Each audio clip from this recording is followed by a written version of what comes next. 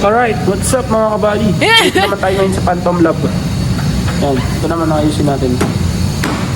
And kahapon, nilagay ko na yung control valve dito sa Clorox para matanggal yung ano niya, yung clog niya ng mga tubig na nagbabara. Tumitigas kasi yung tubig. Nagiging salty, nagiging puti. So, binabad ko. Medyo hindi na siya nag-ano eh.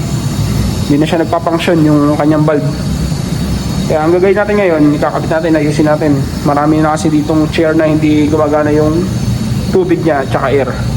So, repair muna tayo ngayon ng dental chair dito sa student. So, ito mga buddy, binalawan na natin siya. Tinanggalan na rin ng Clorox. Binalawan ko na. Ngayon, maluwag na siya. Dito. Ito kasi yun. Kailangan nag-up and down yan. Kailangan tumataas yan tsaka bumababa para nag-open and close. So yun, ito na, kakakapit ko na.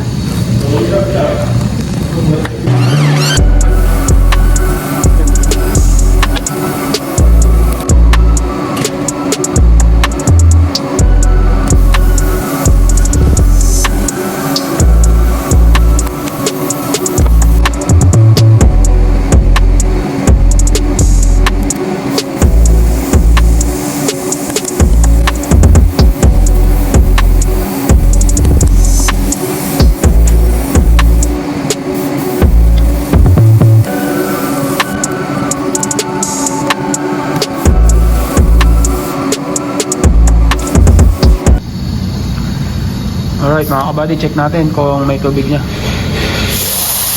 Ayan, okay na siya. Tagal din tong walang tubig. Talin, okay na siya. Adjust lang kayo dito pag walang tubig. Ayan.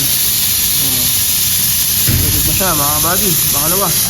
Pang-una, meron na din.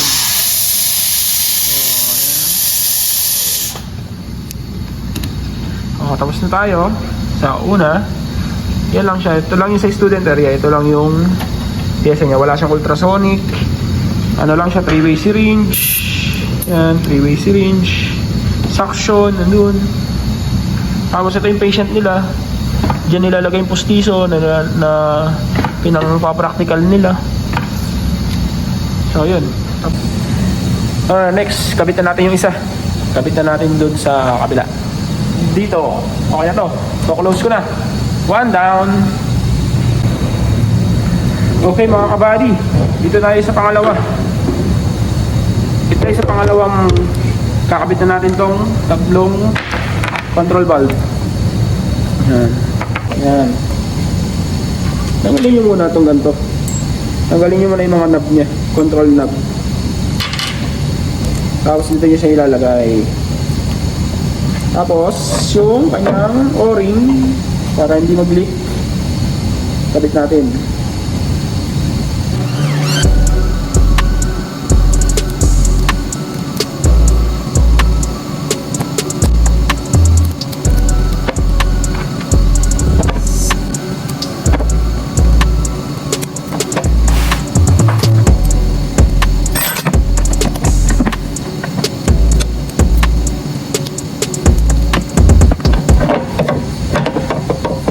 So, naibalik na natin mga kabady.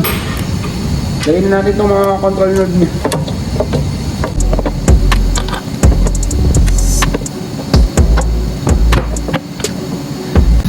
Alright, check up.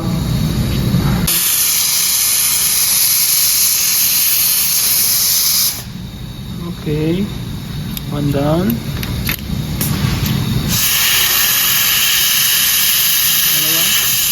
Wala. Adjust kayo dito. Okay, plus. Alright mga kabady, what's up? Tapos na yung break time. So dito ulit ako sa Phantom Lab. Diba kanina natapos na natin tong dalawa. Ang gagawin ko naman ngayon, dahil wala nang klase ngayon, tatanggalin ko lahat ng control valve. And makikita nyo itong Clorox na to. Yan.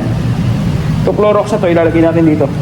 Babad ko lahat dito sa hinati kong bote para bukas okay na siya. Katulad nung nangyari dito. Katulad nung nangyari dito sa dalawang share na yan. And okay lang yun mga kabady kahit ibabad nyo sa Clorox. Kung gagamitin naman siya sa pasyente, siyempre, siguro hugasan nyo mabuti or huwag nyo, hugasan nyo mabuti.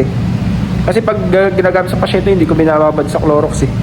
Hindi ko ginagamitan ng Clorox. Kasi siyempre, gagamitin para sa bibig, di ba? Dadalo yung tubig dyan, i-spray sa bibig. So malalasahan nila yun. Baka malasong pa sila.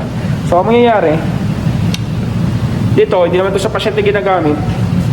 Sa ano lang to, sa student, sa kanilang lesson, and actual training, parang ganun. So, bababad natin, magdamag, para matunaw lahat ng mga salty water. So, let's go, simulan na natin.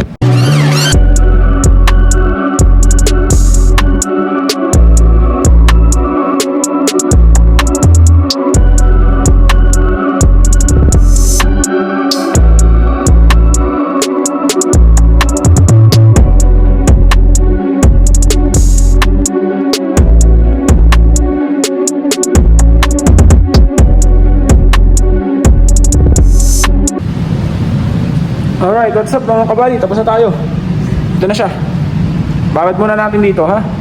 Sa Clorox. And okay na. Bukas ulit. Bye! Okay mga kabady. Ito na, next day na. Naugasan na natin siya. And ilalagay na natin siya sa chair. Ito try ko na. I-install ulit. Okay, let's go.